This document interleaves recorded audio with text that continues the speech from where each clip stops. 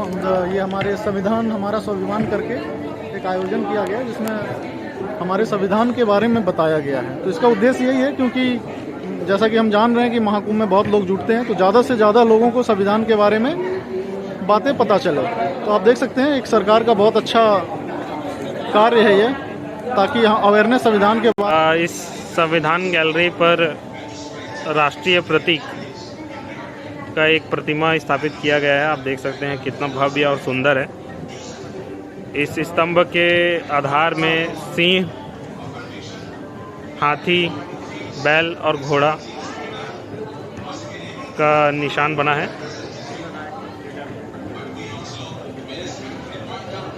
इस art gallery में, इस संविधान गैलरी में संविधान के प्रति ये सब किए गए हैं।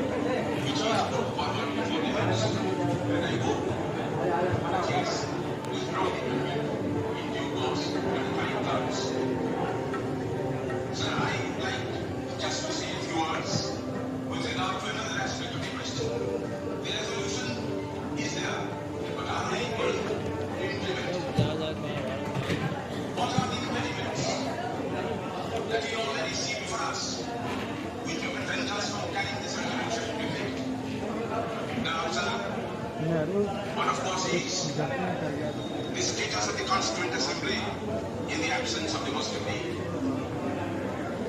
5 of them come and 1 doesn't. यहाँ बहुत अच्छा कोट लिखा गया है, अच्छे से किए गए कर्तव्य ही सच्चे अधिकार हैं, महात्मा गांधी। फिर हम अगले पेज पे चलते हैं।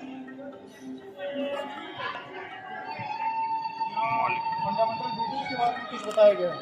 हमारे संविधान में 11 मौलिक कर्तव्यों को शामिल करने का मुख्य उद्देश्य, यानी टोटल कितने ड्यूटीज है हमारे 11। उसके बारे में डिटेलिंग की गई है, as you can see now.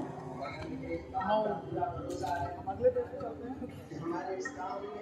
ठीक है, यहाँ संविधान के निर्माण से की गई, जैसा देख सकते हैं कि पहला संविधान सभा का 6 दिसंबर 1946 में गठन हुआ था, और जो फर्स्ट सिटिंग है 9 दिसंबर 1946 को पहली बैठक अरेंज हुई। तो यहाँ से संविधान सभा का संविधान के निर्माण का के बारे प्रक्रिया से 11 दिसंबर 1946 डॉक्टर राजेंद्र प्रसाद को संविधान सभा के अध्यक्ष कौन थे कॉन्स्टिट्यूशन असेंबली के?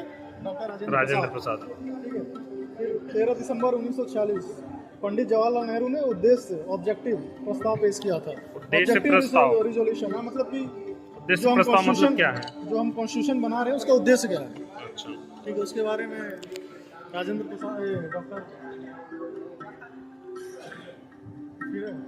फिर वही आपका कॉन्स्टिट्यूशन असेंबली से ही है। 22 जुलाई 1947, 15 अगस्त 1947 ब्रिटेन के भारत की स्वतंत्रता के दिन 22 जुलाई 1947 को संविधान सभा द्वारा भारत की राष्ट्रीय ध्वज, तो इसमें जो नेशनल फ्लैग है कब किया गया था? 22 जुलाई को अडॉप्ट किया गया था। अपने नेशनल फ्लैग के बारे में बताया गया। 15 अगस्त को देख सकते हैं आज़ादी मिली है। ठीक है। 26 नवंबर 1949 में पहला जो हमारा ये कॉन्स्टिट्यूशन है अडॉप्ट किया गया था। इसके कुछ पार्ट्स ही अडॉप्ट हुए थे, कंप्लीट कॉन्स्टिट्यूशन अडॉप्ट नहीं किया गया था। 1949 एज यू कैन, आप जैसा कि जानते हैं कि जो कंप्लीट कॉन्स्टिट्यूशन है, जो हमारा संविधान है, 26 जनवरी 1950 को लागू किया गया था, लेकिन कुछ पार्ट्स को जो है 26 नवंबर 1949 को लागू किया गया था। इसीलिए 26 नवंबर के दिन हमारा कॉन्स्टिट्यूशन डे मनाया जाता है, ना कि 26 जनवरी के दिन। Constitution day 26 November. That is good question, क्योंकि 26 नवंबर को हमने कॉन्स्टिट्यूशन के कुछ पार्ट को अडॉप्ट कर लिया था। फिर हम अगले पेज की तरफ चलते हैं। ठीक है। अगले पेज में भी उसी के आगे की जानकारी बढ़ाई गई है। 24 जनवरी 1950 में क्या किया गया था? संविधान हॉल में संविधान सभा के 284 सदस्यों ने संविधान पर हस्ताक्षर किया था। उस दिन जब 26 आप जान रहे हो कि हाँ 26 नवंबर 1950 को लागू हो गया था। इट मीन्स कि लागू होने से पहले कुछ सहमति बनाई गई होगी। As you can see now, वो 284 सदस्य थे। कॉन्स्टिट्यूशन असेंबली में कुछ 289 सदस्य, बट आई थिंक 5 मिसिंग थे किसी हेल्थ की वजह से। तो उस दिन 284 सदस्य थे, और उन्होंने सभी के सर्वसम्मति से 284 सदस्यों ने संविधान पर हस्ताक्षर किया। यानी 289 में से, अगर मैं गलत नहीं हूँ तो, जहाँ तक मुझे याद आ रहा है 289 टोटल थे, उसमें से 284 वहाँ अवेलेबल थे। 5 अवेलेबल ना होने के कारण हेल्थ इशू था, तो इन्होंने सर्वसम्मति से 26 जनवरी 1950 को उस संविधान को लागू कर दिया गया।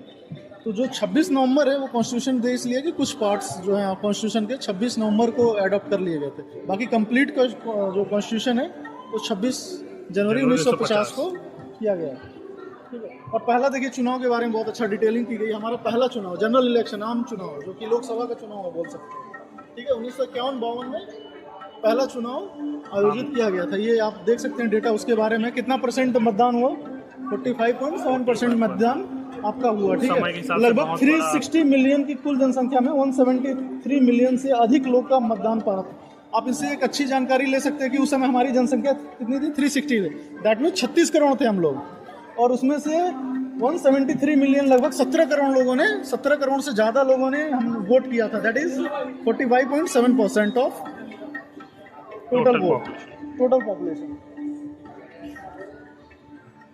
ठीक है। कॉन्स्टिट्यूशन के पार्ट्स के बारे में देख लीजिए क्या है। पार्ट्स 1 में संघ और उसके क्षेत्र, पार्ट 2 में सिटीजनशिप दैट इज नागरिकता, पार्ट 3 में मौलिक अधिकार, फंडामेंटल राइट्स, उसके बारे में ये right to equality, right to freedom, right against exploitation, right to freedom of religion, cultural and educational rights, ठीक है। ये राइट्स हैं, बहुत इंपॉर्टेंट है। आप इसको राइट्स को लेकर डायरेक्ट हाई कोर्ट या सुप्रीम कोर्ट में जा सकते हैं।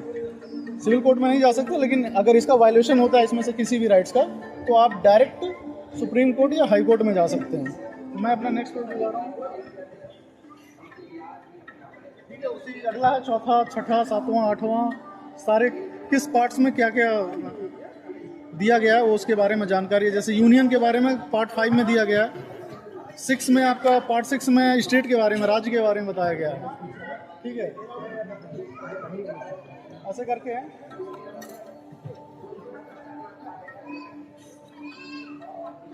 ठीक है। इसमें भी आप देख सकते हैं, ये एक अच्छा क्वेश्चन है। ये आई थिंक 17 राजभाषा, ये जो कौन सी भाषा होनी चाहिए कि स्टेट की, उसके बारे में बताया गया है, ठीक है। तो हमारी मातृभाषा कोई नहीं, आप यहाँ से एक अच्छा क्वेश्चन ले सकते हैं। राजभाषा हो सकती है, बट मातृभाषा ऐसे हिंदी लोग बोलते हैं, हिंदी है नहीं कॉन्स्टिट्यूशन के अकॉर्डिंग, ठीक है। कुछ शेड्यूल से अनुसूचियों के बारे में है। तो हमारे ख्याल से 10 शेड्यूल होते हैं।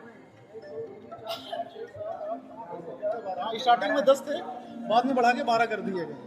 सूचियों के बारे में दिया गया, जैसे पहली सूची में ये राज्य और केंद्र शासित प्रदेशों की सूची, कितने अपने केंद्र शासित हैं, राज्य अधिकारियों के रूप में दूसरी सूची में बताया गया है। इस तरीके से सुधी, यानी अभी हमने देखा 22 पार्ट्स थे और 12 आपके क्या हो गए? शेड्यूल हो गए।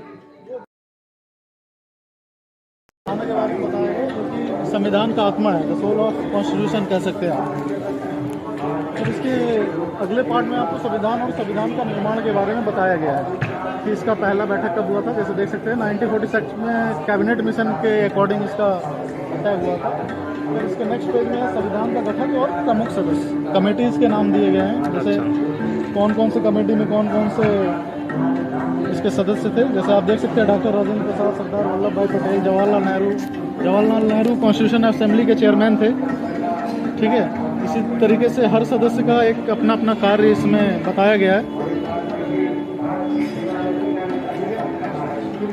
संविधान के बारे में कुछ विशेषताएं बताई गई हैं, जैसा देख सकते हैं आप।